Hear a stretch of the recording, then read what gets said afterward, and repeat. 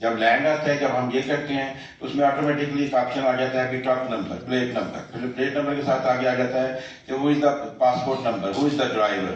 सो वो ड्राइवर भी उसमें आ जाता है। वो आप जिसकी शिपमेंट लेंगे उसको वो ओपन करेगा तो उसके साथ नजर आ रहा होगा कि साथ हमारी शिपमेंट कौन से ट्रक पे लोड हुई है। ये ट्रक नहीं है, ये ट्रेलर है। यूरोप में कोई ट्रक नहीं चल सकता ट्रेलर, इसलिए कि ये फिक्स ट्रेलर है और ये DIR के तहत जो ट्रेलर है वो रजिस्टर्ड है। ये ऐसे रजिस्टर्ड है जैसे एयरक्राफ्ट रजिस्टर्ड, जहाज रजिस्टर्ड है।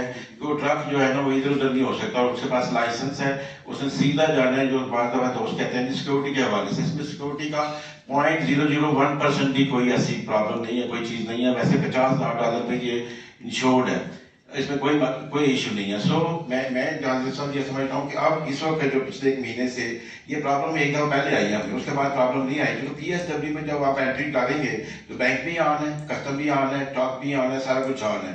उसमें बैंक कुछ कर नहीं सकता, लेकिन फिर भी हम एहतियातन कर रहे हैं कोशिश कि स्टेट बैंक से इसको बाकायदा अप्रूवल ले ली जाए, ताकि वो बिल ऑफ लीडिंग जो है ना LLC है, तो उसमें प्रॉब्लम ना आए कोई। ये